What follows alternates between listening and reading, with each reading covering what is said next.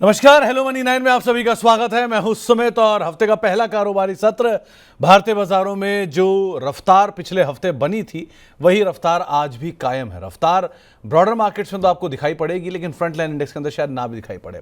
Front line index आज बिल्कुल flat है, करीब करीब 60 अंक नीचे सेंसेक्स कामकाज कर रहा है, 7 अंक नीचे। 7 अंक की गिरावट आपको निफ्टी में दिखाई पड़ेगी। निफ्टी बैंक आधा % ऊपर है, मिड कैप इंडेक्स आज आधा % ऊपर और स्मॉल कैप इंडेक्स भी करीब करीब 1% की बढ़त के साथ कामकाज कर रहा है। एडवांस क्लाइन में 600 शेयर गिरने वाले और करीब 1900 शेयर बढ़ने वाले, यानी कि हर एक शेयर की गिरावट के सामने करीब करीब 3 शेयर ऐसे जो कि तेजी में कामकाज कर रहे हैं। ये आंकड़ा पिछले पूरे हफ्ते एडवांसेस के फेवर में रहा डिक्लाइन के सामने, और आज भी ये आंकड़े में जो सुधार है वो एडवांसेस में ज़्यादा है डिक्लाइन के कंपैरिजन में। पीएसयू बैंक 2.5% ऊपर, रियल्टी 2.5% ऊपर, फार्मा 1% ऊपर, आईटी 1% नीचे और मीडिया करीब करीब फ्लैट टू नेगेटिव टोन के साथ कामकाज करता हुआ आपको दिखाई पड़ेगा।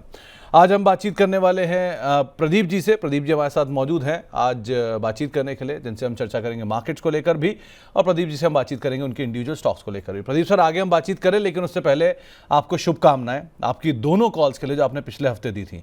इंडसइंड बैंक शॉर्ट कॉल थी, टारगेट्स अचीव हुए। LTIM लॉन्ग कॉल थी और 5000 के ऊपर ये स्टॉक भी पहुंचता हुआ दिखाई पड़ा। एक्सेलेंट रीडिंग आपकी शॉर्ट साइड पर और एक्सेलेंट रीडिंग आपकी लॉन्ग साइड पर भी, बहुत ही बढ़िया कॉल्स दोनों रही।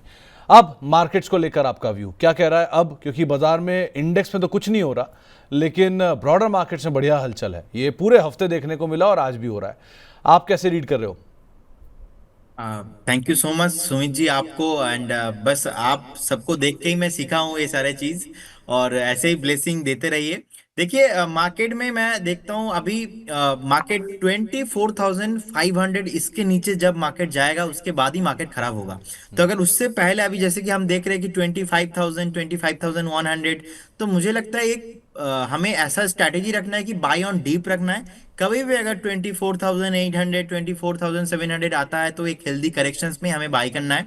तो पहले तो मैं टारगेट देखता हूँ मार्केट में 25,200, और अगर उसके ऊपर मार्केट जाता है तो उस केस में 25,650 तक भी मैं हाईली पॉसिबिलिटी से जाने को देखता हूँ। अभी मैं मार्केट को खराब नहीं देख रहा हूँ, क्योंकि लगातार जो मार्केट ने मल्टीपल सपोर्ट बनाया वो 24,550 से लेके 600 के आसपास। अब बैंक निफ्टी भी देखिए, bank Nifty almost day high के आसपास ही ट्रेड कर रहा है 55,600 के ऊपर।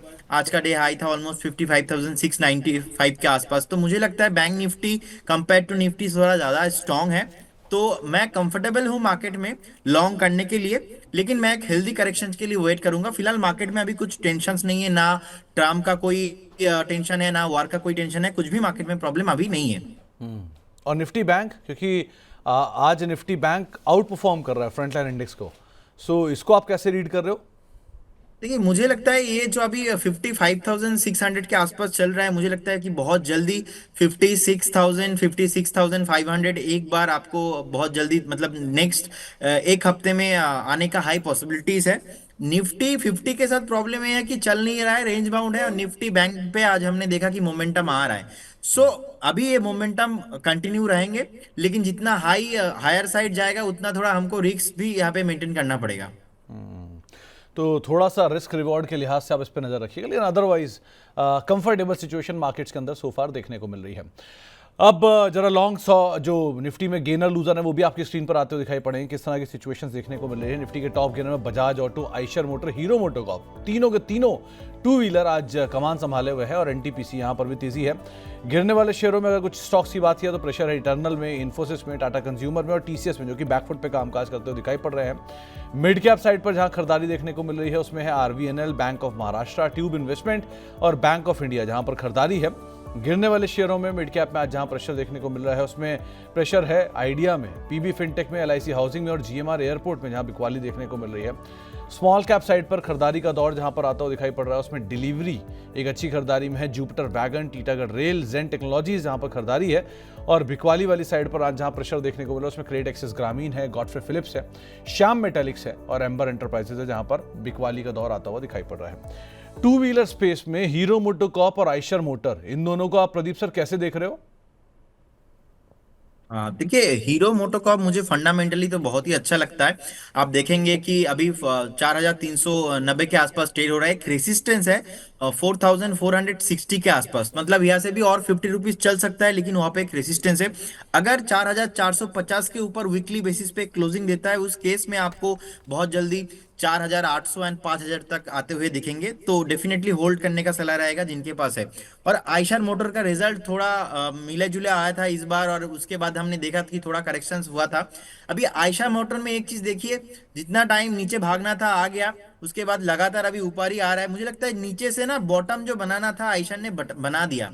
सो जिनके पास है होल्ड करने का सलाह रहेगा। बहुत जल्दी आपको 5,800 5,900 का टारगेट यहाँ पे आते हुए दिखेंगे। तो आयशर और हीरो दोनों को लेकर आए आप प्रदीप सर की तरफ से सुन रहे थे।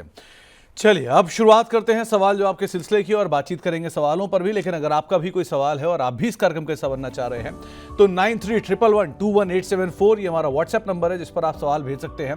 और money9query@tv9.com ये हमारा ईमेल आईडी है जिस पर भी आप इस कार्यक्रम का हिस्सा बनेंगे। साथ ही साथ आप अगले 1 से 1.5 घंटे तक हमारे साथ जुड़ सकते हैं फेसबुक पर, ट्विटर पर, और उसके हिसाब से भी आप इस कार्यक्रम का हिस्सा बन सकते हैं।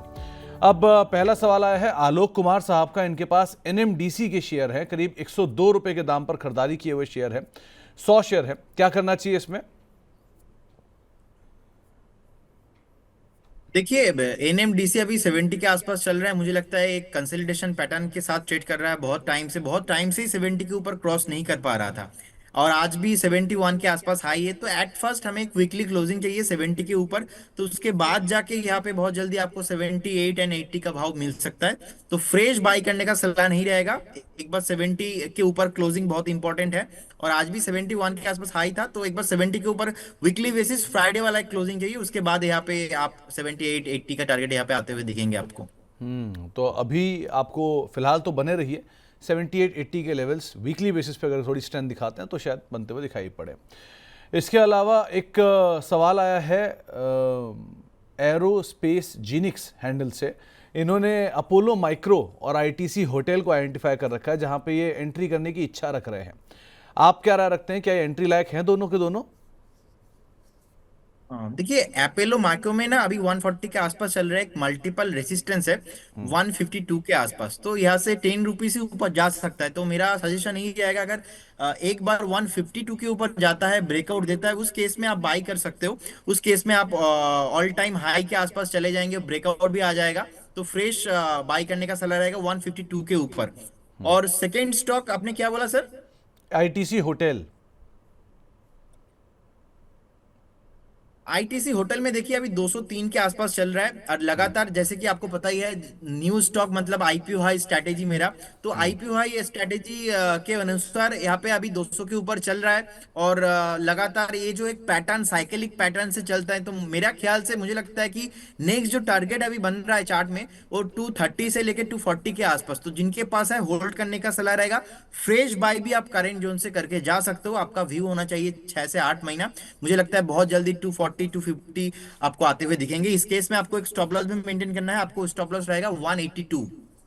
तो 182 का स्टॉप लेके आप अपनी पोजीशन के अंदर बने रह सकते हैं और नई एडिशन भी यहाँ पर कर सकते हैं। वैसे भी ये डीमर्ज्ड एंटिटी है, सो जो आईपीओ की रणनीति प्रदीप सर मानते हैं उसको ही आप अकॉर्डिंगली यहाँ पर फॉलो कर सकते हैं।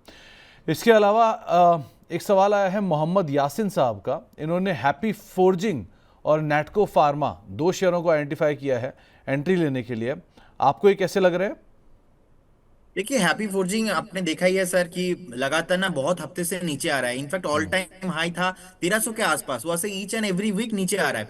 तो मुझे लगता है कि ये जो रिसेंटली बॉटम बना था 750 के आसपास, ये बॉटम हुआ है कि नहीं कंफर्मेशन अभी बोल नहीं सकते। रिसेंटली रेजिस्टेंस भी बनाया 850 के आसपास। तो जिनके पास है फिलहाल अभी आई थिंक वो लॉस में ही होंगे। 780 का फाइनल स्टॉप लॉस रहेगा, और अगर कभी भी स्टॉप लॉस हिट होता है तो आप निकल जाइए, और यहाँ पे फ्रेश एंट्री करने का सलाह नहीं रहेगा। तो फ्रेश एंट्री का तो फिलहाल सलाह और यहाँ पर नहीं रहेगा। दूसरे शेयर में और नेटको फार्मा में देखिए मार्केट कैप ऑलमोस्ट 15,000 करोड़ के आसपास है, और मुझे जो लगता है अभी 680 के आसपास चल रहा है। देखिए, ये काउंटर मुझे बहुत ही अच्छा लगता है, और लगातार आप देखेंगे कि परफॉर्म भी किया है। अब लोअर टाइम फ्रेम से एक बॉटम बना रहा है।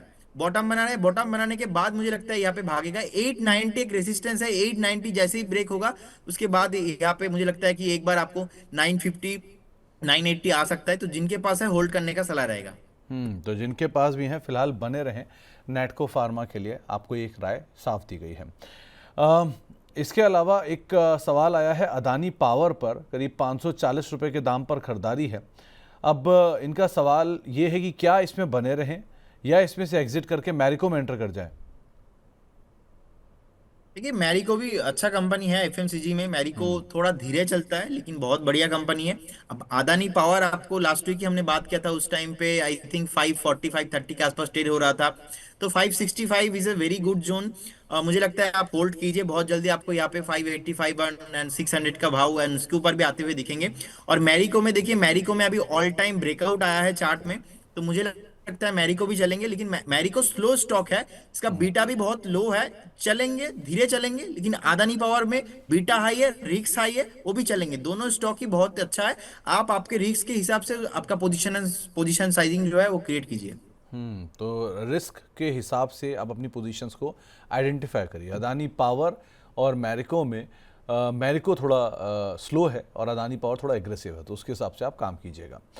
इसके अलावा एक सवाल लवी पुनिया साहब का आया है। इन्होंने पूछा है कि बजाज हाउसिंग फाइनेंस 138 रुपए के दाम से इन्होंने खरीद रखा है, क्या इन्हें एवरेज करना चाहिए इसमें?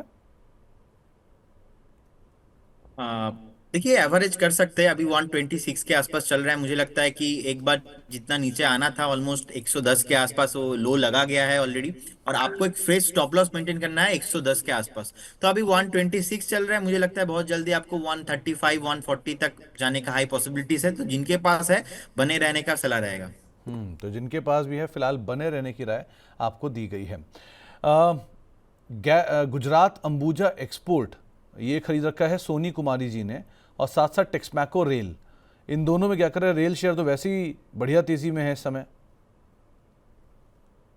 देखिए रेल मुझे लगता है कि सर अभी ना भागा नहीं है, जिस तरीके से डिफेंस भागा है उस तरीके से रेल अभी भागा नहीं है, तो रेल में डेफिनेटली बने रहने का ही सलाह रहेगा। 162 के आसपास चल रहा है। और गुजरात अंबुजा एक्सपोर्ट देखिए अभी 115 के आसपास चल रहा है, मुझे लगता है कि 124 125 के आसपास एक रेसिस्टेंस है, क्योंकि लास्ट टाइम भी वहां से ही नीचे गिरा था। तो यहाँ पे भी मुझे लगता है कि एक बार 125 जब क्रॉस करेगा उसके बाद आपको एक बार 155 से लेके 160 का प्राइस आते हुए दिखेंगे। यहाँ पे आपको 108 का एक स्टॉप लॉस मेंटेन करना है। और रेल सेक्टर में सर, रेल सेक्टर को लेके मैं पूरा पॉजिटिव ही हूँ फिलहाल, जिस तरीके से डिफेंस भागा था लास्ट वीक, रेल अभी उतना चला नहीं है, तो बने रहने का सलाह है।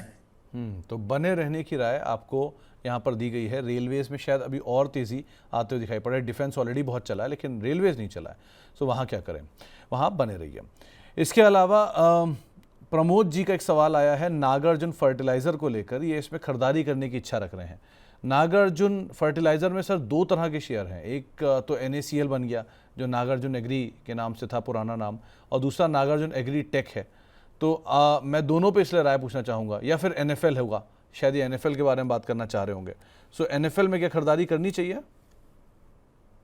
या सर नागार्जुन, हाँ जो 4 रुपीज है इसके बात कर रहे हो क्या आप? नहीं नहीं, 98 वाला।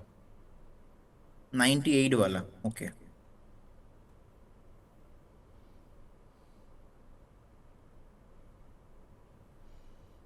ओके देखिए इसमें अभी जो मुझे लगता है कि फर्टिलाइजर स्टॉक भी अभी चला नहीं है, 2 3 दिन से थोड़ा रैली आया था, अभी नीचे से बॉटम बनाया लेकिन ओवरऑल डाउन ट्रेंड में ही है। तो ऐसे एक्सपेक्टेशन आप मत रखिए कि यहाँ से बहुत ऊपर आ जाएगा, मैक्सिमम 105 7 जा सकता है, वहां से ट्रेंड कंफर्मेशन अगर हुआ आप साइड में, उस केस में आपको 115 से लेके 120 तक मिल सकता है। लेकिन वो बार बार होता है कि सर 104 105 आता है उसके बाद नीचे आ जाता है, तो 105 के ऊपर सस्टेन करना बहुत ही इंपॉर्टेंट है। तो एक बार यहाँ पे होल्ड करने का सलाह रहेगा, लेकिन फ्रेश बाई नहीं है यहाँ पे। तो आप बने रहने की राय तो यहाँ पे आपको दी गई है, लेकिन नई खरीदारी के लिए भी आप इसे अवॉइड करिए। नई खरीदारी एटलीस्ट मत करिएगा यहाँ पर। हाँ, आप एग्जिस्टिंग पोजीशन के अंदर आप ज़रूर बने रह सकते हैं। इसके अलावा आबिद साहब का एक सवाल आया है, इनके पास 100 शेयर हैं शारदा मोटर के, और 1555 रुपये के दाम पे इन्होंने खरीदारी कर रखी है। क्या यहाँ पर पार्शियल प्रॉफिट बुक करना चाहिए? आज एक ज़बरदस्त तेज़ी में भी है शारदा मोटर्स। देखिए मुझे लगता है पर्टिकुलर इस काउंटर में आपको एक बार प्रॉफिट बुक कर लेना चाहिए, क्योंकि अब देखेंगे कि 1950 के आसपास ना लास्ट टाइम भी गया था, लेकिन सस्टेन कर नहीं पाया, बाद में नीचे हो गया। तो 1950 से लेके 1960 के आसपास एक रेसिस्टेंस है, फिलहाल वहां से ही अभी नीचे भी आ गया है। तो एक बार अगर प्रॉफिट बुकिंग कर लेते हो तो बेटर है। मुझे लगता है अगर आप फ्रेश बाई करना चाहते हो इस काउंटर पर 1650 1700 का जोन एक बहुत ही बढ़िया फेयर वैल्यूएशन है, वहां तक आपको फिर से मिलेंगे। कभी अगर मार्केट में प्रॉफिट बुकिंग आता है तो उस केस में आप बाई करके चल सकते हो। फिलहाल अभी फ्रेश बाई करने का सलाह नहीं रहेगा, जिनके पास है होल्ड करने का सलाह रहेगा विथ स्टॉप लॉस ऑफ 1550। तो 1550 का एक स्टॉप लेके आप पोजीशन में बने रहें। ऊपर के लेवल में थोड़ी सी रेजिस्टेंस फेस करेगा, लेकिन आप नई खरीदारी 1600 1650 के ऊपर कर सकते हैं, ये प्रदीप सर का मानना है। इसके अलावा अब आलोक कुमार जी के पास एनबीसीसी के शेयर हैं, करीब करीब 100 शेयर हैं, 104 रुपए के दाम पर इन्होंने खरीदारी कर रखी है। इनका पूछना यही, करना क्या चाहिए इसमें? देखिए 122 123 में मल्टीपल रेसिस्टेंस है, मुझे लगता है कि आपको होल्ड एक बार करना चाहिए, क्योंकि लगातार जो नीचे आया था उसके बाद कंपनी बहुत बढ़िया है, कंपनी खराब नहीं है, इन्वेस्टर्स को पैसा बना के दिया है। और आप देखेंगे कि 2016 का जो टॉप था ऑलमोस्ट 90 के आसपास, उसके बाद हमने देखा कि फिर से 24 साल में हमने देखा प्रीवियस ईयर ही 89 के ऊपर एक सस्टेन भी अभी किया था, बाद में ब्रेकआउट आने के बाद फेल हो गया था। अभी फिर से 90 के ऊपर चल रहा है, और मुझे लगता है कि जो लास्ट फेल हुआ था 124 के आसपास, फिर से वहां तक जाने का पॉसिबिलिटी है। अगर एक बार 124 के ऊपर सस्टेन करता है उस केस में आपको बहुत वॉल टाइम हाई भी यहाँ पे आते हुए दिखेंगे। तो 124 के ऊपर सस्टेन करना ज़रूरी है। अगर वो सस्टेन करता है तो ये तेज़ी और एक्सटेंड कर सकती है। सो अभी के लिए तो आप बने रहिए, स्टॉप लॉसेस को आप साथ में होल्ड करिएगा। इसके अलावा गौरव जी का एक सवाल आया है जुपिटर वैगन पर। अभी रेलवे से बात हो ही रही थी। सो जुपिटर वैगन इन्होंने खरीद रखा है शॉर्ट टर्म के लिए, 368 रुपये के दाम पर इनकी खरीदारी है। अब इन्हें क्या करना चाहिए?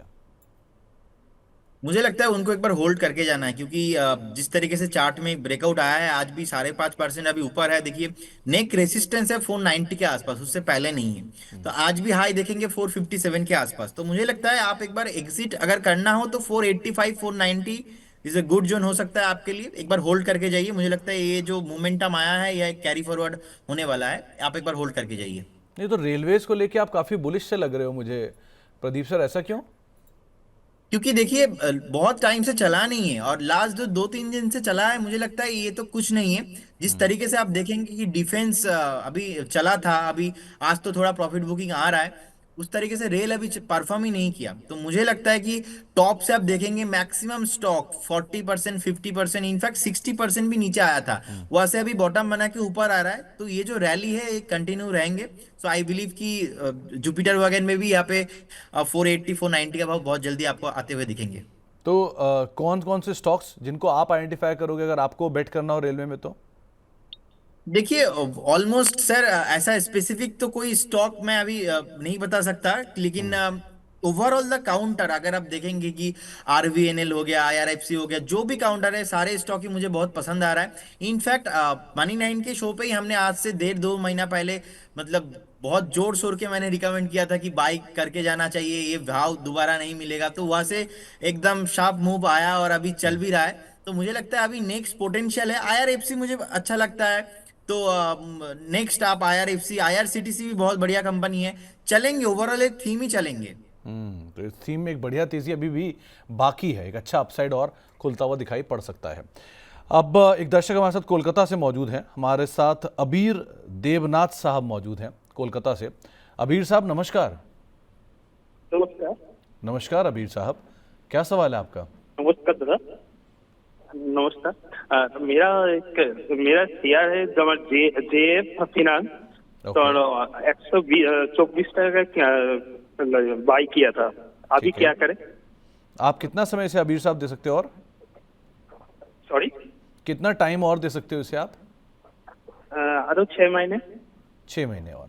तो प्रदीप सर करना क्या चाहिए? 124 125 के दाम पे इन्होंने खरीदारी कर रखी है, 50 देखिए शेयर मुझे हैं और मुझे 6 लगता महीना है और दे सकते हैं।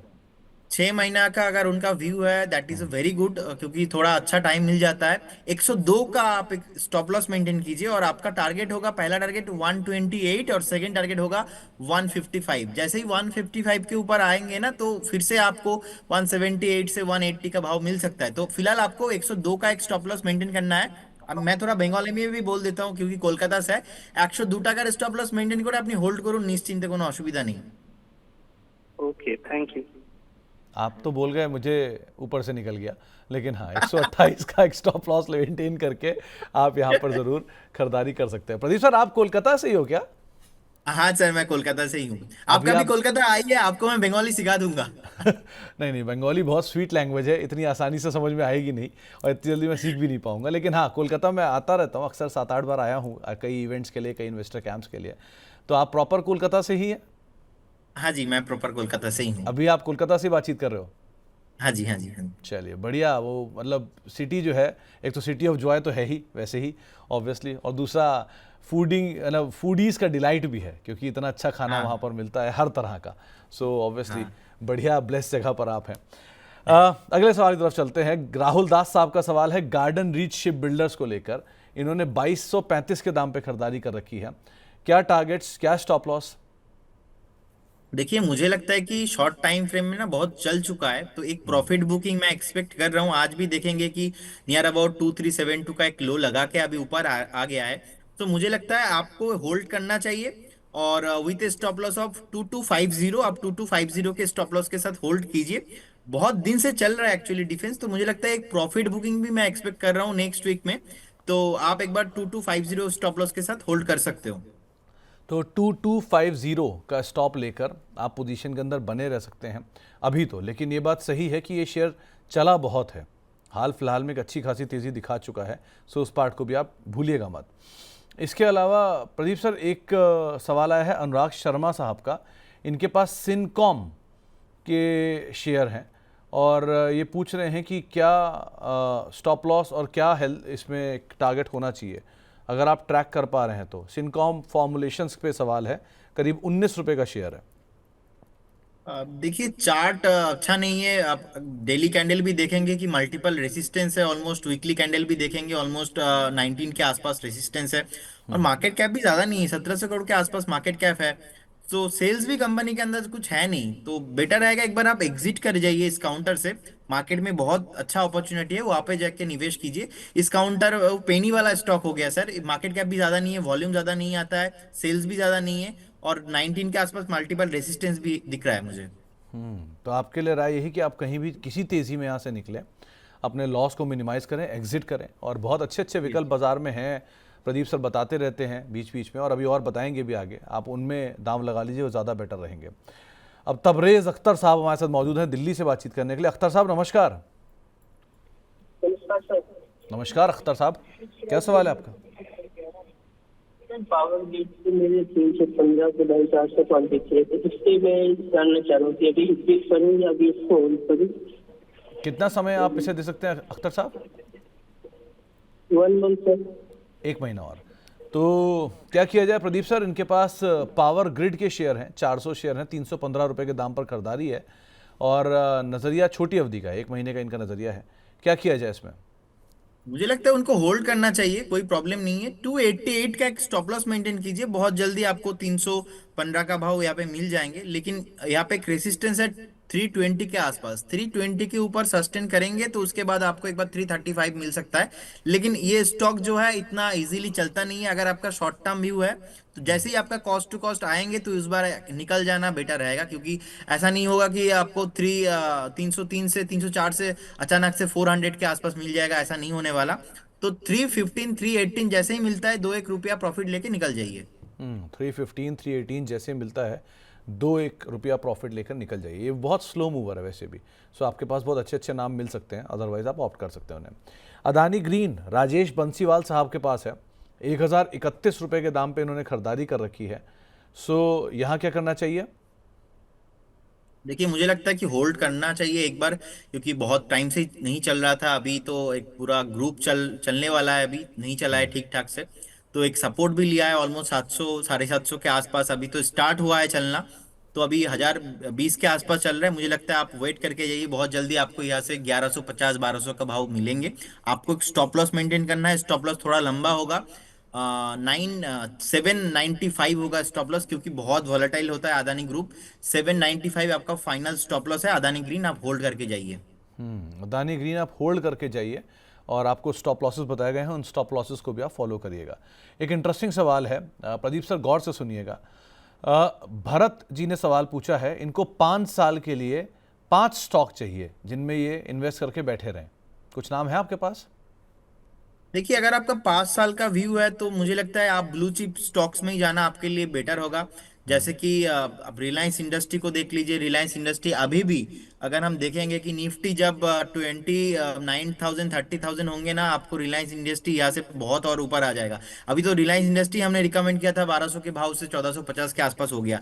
तो अगर आपका 5 साल व्यू है, रिलायंस इंडस्ट्री लीजिए। अगर आपका 5 साल व्यू है तो आप ब्रिटानिया को लीजिए, आप बजाज फाइनेंस को लेके जाइए।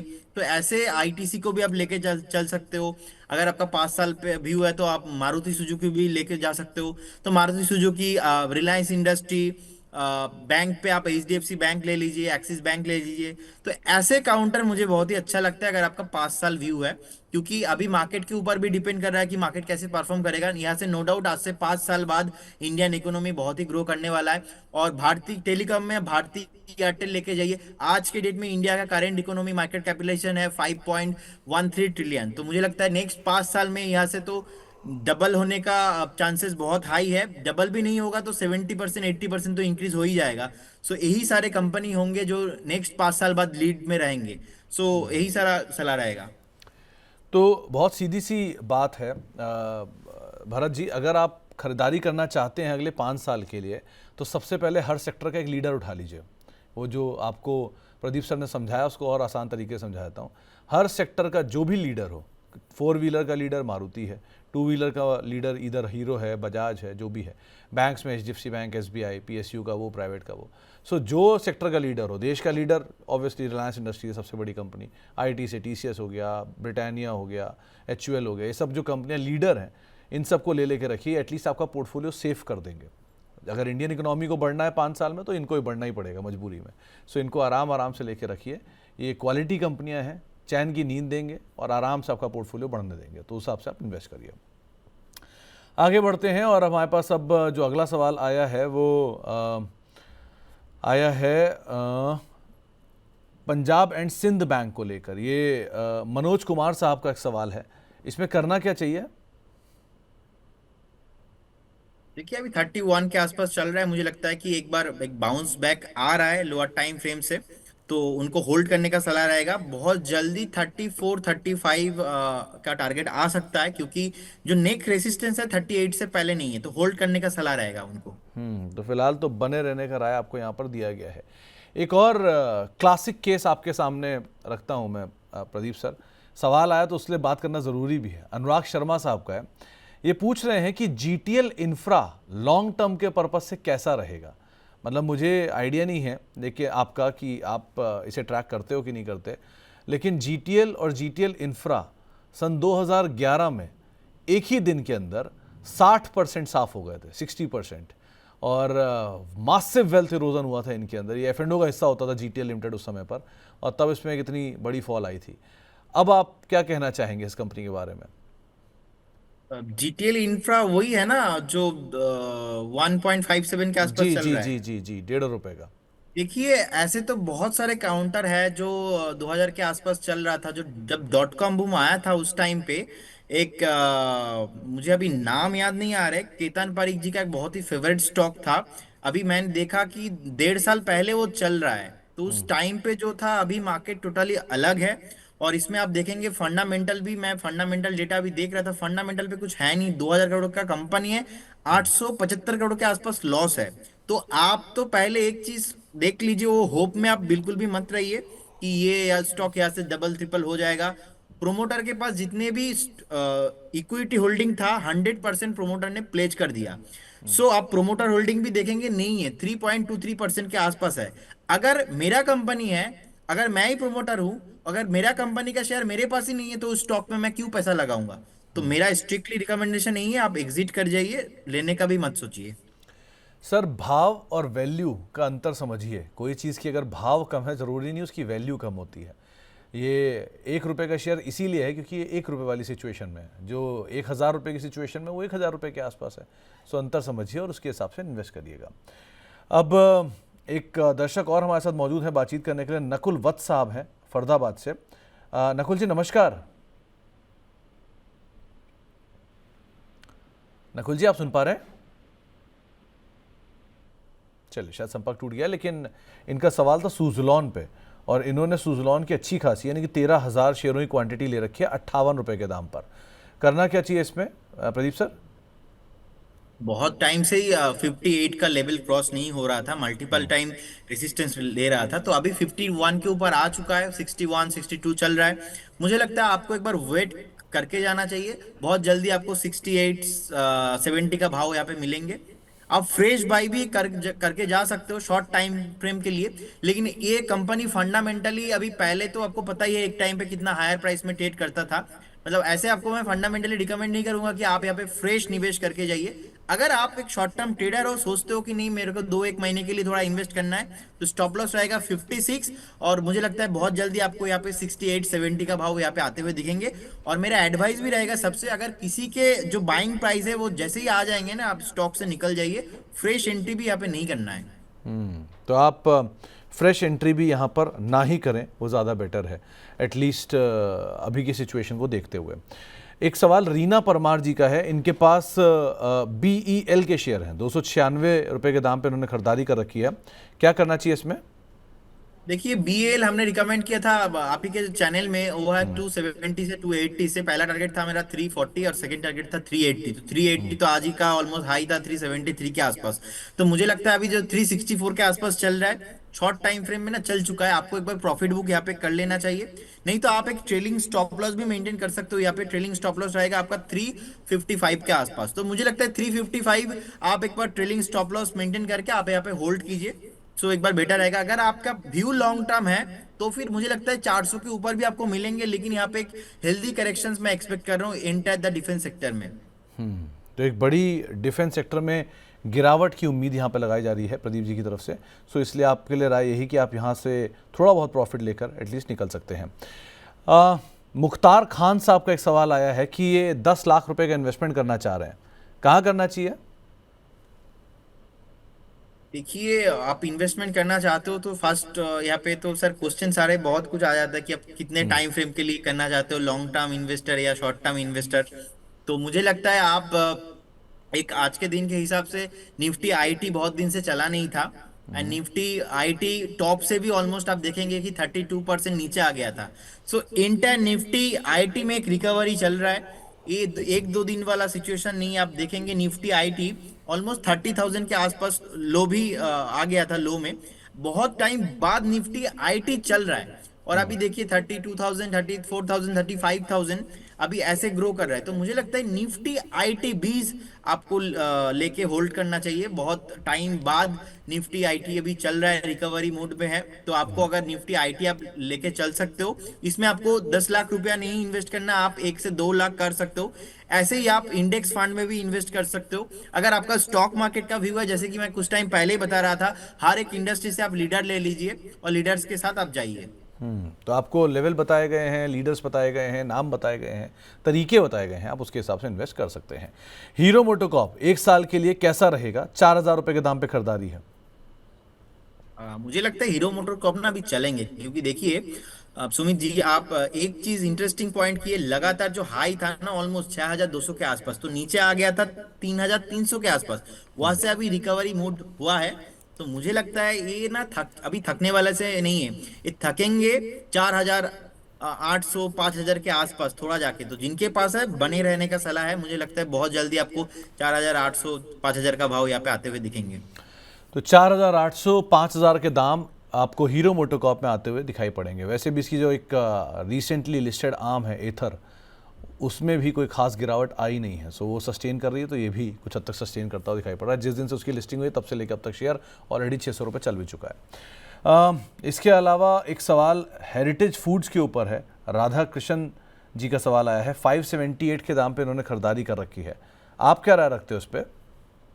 मुझे लगता है यहाँ पे ना 440 के आसपास एक रेसिस्टेंस है, ये जब तक क्रॉस नहीं करेगा आपको ऐसे ही वेट करना पड़ेगा। तो 440 के ऊपर जैसे आएंगे उसके बाद जाके आपको 480 500 का प्राइस मिल सकता है। फिलहाल आपको एक स्टॉप लॉस भी मेंटेन करना है, अभी 413 चल रहा है, आपको 376 का एक स्ट्रिक्टली स्टॉप लॉस मेंटेन करना है। अगर कभी भी 376 के नीचे जाता है आपको इस काउंटर पे रहना नहीं है, आपको एग्जिट करना है। फिलहाल आप वेट कीजिए एंड होल्ड करके जाइए। तो वेट कीजिए और होल्ड करके जाइए, ये आपको एक राय दी गई है। नवीन कुमार सैनी साहब जयपुर से हैं, राजस्थान से। इनका करीब लंबी अवधि का निवेश है और 50% का रिटर्न ये मांग रहे हैं करीब 2 से 3 सालों में। आप क्या राय रखते हैं? कोई 2-3 नाम सजेस्ट कर पाएँ? देखिए एक स्टॉक में ना ब्रेकआउट आया है, सर मैं बताना चाहूंगा, आप चाहो तो इस स्टॉक में भी इन्वेस्ट कर सकते हो। देखिए कंपनी का नाम है made plus health, made plus health service. तो इसमें देखिए बेसिकली आपकी 922 के आसपास भाव चल रहा है, 921 के आसपास भाव चल रहा है। मुझे लगता है यहाँ पे एक ब्रेकआउट आया है, वीकली चार्ट में भी ब्रेकआउट है। तो मुझे लगता है नेक्स्ट अगर आपके पास थोड़ा टाइम है, 1-2 हफ्ता है, बहुत जल्दी आपको यहाँ पे प्राइस आएंगे 935 एंड 980 का टारगेट। ये शॉर्ट टर्म का मैं टारगेट बता रहा हूँ, लेकिन स्टॉक में क्या होता है, स्टॉक में थोड़ा वॉल्यूम कम होता है, इतना भी खराब नहीं है, फंडामेंटल बढ़िया कंपनी है। मेरे ख्याल से आपको इस स्टॉक में इन्वेस्ट करना चाहिए। एटलीस्ट आपको 4 से 5 महीने के लिए, 4 से 5 महीने आप टाइम दीजिए, इस स्टॉक आपको 1100-1200 का भाव भी आते हुए दिखेंगे। 4 से 5 महीने का समय दीजिए, 1100 से 1200 के भाव भी यहाँ पे आते हुए दिखाई पड़ेंगे। मेड प्लस एक नाम आपको बताया गया है। आरके फोर्जिंग रेणु सिंघल जी के पास है 985 रुपये के दाम पर। क्या इसमें ये पोजीशन को होल्ड करें, क्या इसमें अपना लॉस बुक कर लें? देखिए मुझे लगता है कि इसका एक स्टॉप लॉस था ऑलमोस्ट 680 के आसपास। तो 680 के आसपास उसके बाद नीचे अभी आ गया है, लेकिन इसका जो फ्रेश अभी नेक्स्ट हफ्ते से एक बॉटम बना है, अभी चला नहीं है स्टॉक, तो चलने का हाई पॉसिबिलिटीज है क्योंकि बहुत टाइम से नीचे आ रहा था। तो मुझे लगता है आपको एक बार वेट करना चाहिए, 585 के आसपास एक स्टॉप लॉस मेंटेन कीजिए और वेट कीजिए, बहुत जल्दी आपको 650 एंड 660 का टारगेट यहाँ पे आते हुए दिखेंगे। तो आपको एक राय यहाँ पर दी गई है खास तौर से कि आपको करना क्या है आरके फोर्जिंग के संदर्भ में। कंपनी अच्छी है लेकिन हाल फिलहाल में गिरावट काफ़ी आई है। जयदास साहब के पास जेके पेपर के शेयर हैं 307 रुपये के दाम पे और 326 रुपये पे क्रॉम्पटन है। क्या करना चाहिए इन दोनों में? देखिए जेके पेपर अभी 354 के आसपास चल रहा है। एक लास्ट वीक भी मोमेंटम आया था ऑलमोस्ट, आप देखेंगे कि 315 के बाद लगातार परफॉर्म किया और 350 के आसपास आ गया। तो मुझे लगता है यहाँ पे एक बार हेल्दी करेक्शन बहुत इंपॉर्टेंट है।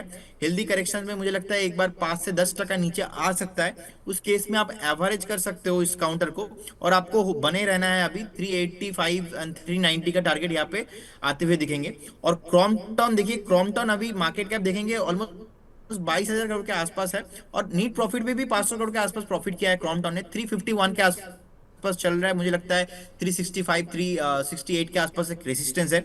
जैसे ही 370 के ऊपर सस्टेन करेंगे ना, बहुत जल्दी आपको 405 और 410 का भाव यहाँ पे आते हुए दिखेंगे। तो आपको एक बार बने रहना है विद स्टॉप लॉस ऑफ 325। तो 325 के स्टॉप लॉस साथ आपको बने रहने की राय यहाँ पर दी गई है, क्रॉम्पटन के संदर्भ में भी और अदरवाइज भी।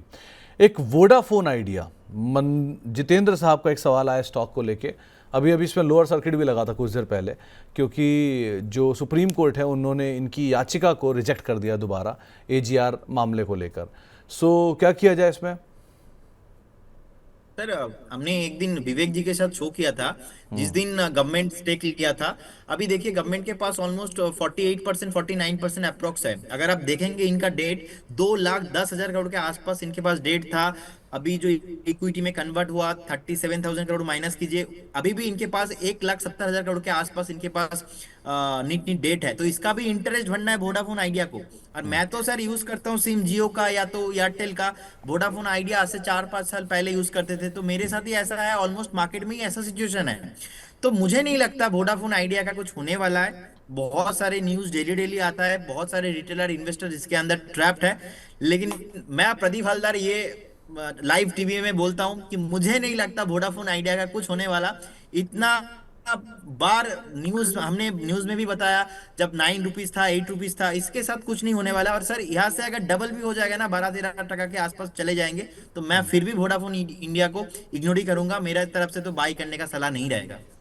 तो फिलहाल खरीदारी की राय आपको नहीं दी गई है वोडाफोन आइडिया में। वोडाफोन आइडिया में प्रदीप सर की तरफ से डेट का कंसेप्ट आपको बताया गया, लेकिन आपको ये भी बता दूं कि जितने इस कंपनी के शेयर होल्डर हैं, करीब 11,000 करोड़ शेयर होल्डर हैं, जो इस देश में सबसे ज़्यादा शेयर होल्डर हैं।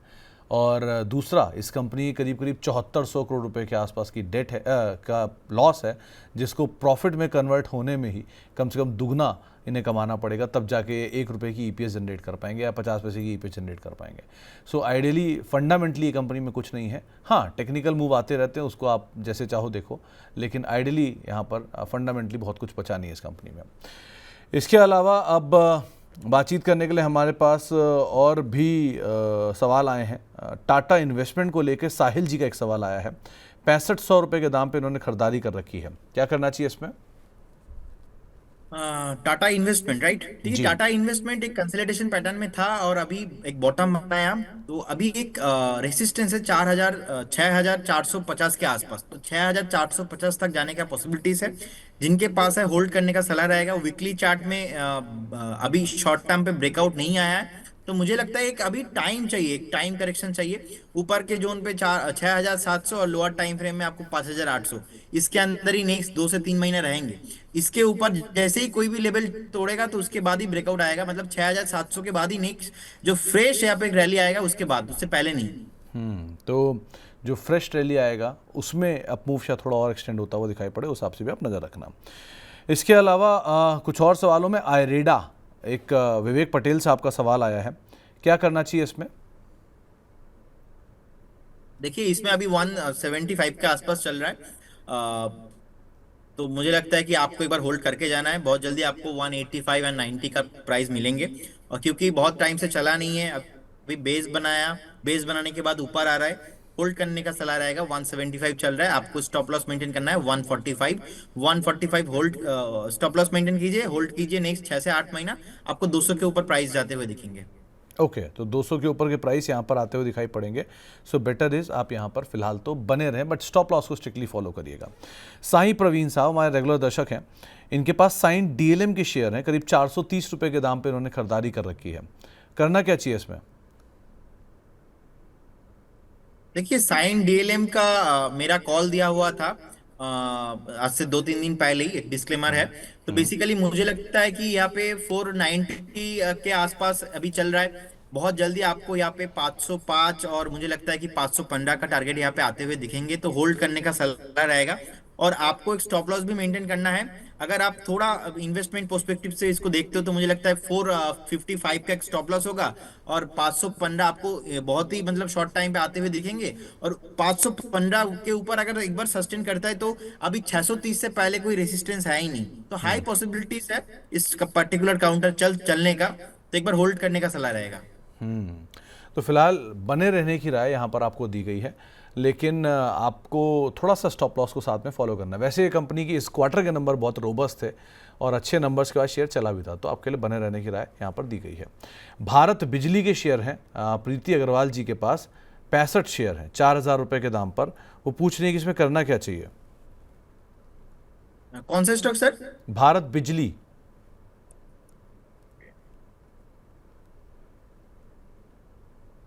भारत बिजली, ओके। सो अभी 3000 भारत बिजली, राइट? मेरा जी जी। एक्चुअली डेटा पे नहीं आ रहा है सर। तो आपको इसका नाम, मैं कोड बताऊं बीएससी का? अच्छा, तो आ गया 3126 के आसपास चल रहा है, राइट? जी। हाँ, तो देखिए इसमें बेसिकली एक बेस अभी बनाया, बॉटम बनाया, अभी ऊपर आ रहा है। तो एक बार होल्ड करने का सलाह रहेगा विथ स्टॉप लॉस ऑफ 2950। मुझे लगता नहीं कि 2950 के नीचे जाना चाहिए। जिस तरीके से बेस अभी बनाया, लगता है कि ऊपर ही आएगा। नेक्स्ट 3850, इससे पहले कोई रेसिस्टेंस बड़े लेवल पे नहीं है। तो एक बार 3850 तक जा सकता है, होल्ड करने का सलाह रहेगा। तो बने रहना ज़्यादा बेटर यहाँ पर रणनीति रहेगी भारत बिजली के संदर्भ में। लो वॉल्यूम स्टॉक रहता है, सो थोड़ा सा अप मूव आना शुरू हुआ है, तो एटलीस्ट आप यहाँ पर बने रहिए। इसके अलावा एक और सवाल ले लेते हैं। हमारे पास एक और सवाल पूछने के लिए अब मौजूद हैं आनंद कुमार गुप्ता जी, जो कि प्रयागराज से मौजूद हैं। गुप्ता जी नमस्कार। गुप्ता जी आप सुन पा रहे हैं? चलिए शायद संपर्क टूट गया। लेकिन इनके पास वरुण बेवरेजेस के शेयर थे, करीब 150 शेयर हैं और 514 रुपए के दाम पर खरीदारी है इनकी। करना क्या चाहिए इसमें? देखिए, वरुण में मुझे लगता है कि अभी 499 500 के आसपास चल रहा है। यहाँ पे एक स्टॉप लॉस आपको मेंटेन करना है 465 के आसपास। 465 आप स्टॉप लॉस मेंटेन कीजिए। फ्रेश चार्ट में कोई मोमेंटम है नहीं, अल्टीमेटली डाउन ट्रेंड में ही है, तो 465 एक स्टॉप लॉस मेंटेन करना बहुत इंपॉर्टेंट है। मुझे लगता है कि बहुत जल्दी आपको एक बार यहाँ से 510 515 का भाव आते हुए दिखेंगे, लेकिन ब्रेकआउट फ्रेश आएगा 560 के ऊपर ही। तो 560 ऊपर जैसे ही क्रॉस करेंगे एक साइकिल से बाहर हो जाएगा, उसके बाद यहाँ पे रैली आना पॉसिबल है, लेकिन फिलहाल अभी कोई मोमेंटम नहीं होने वाला इस काउंटर में।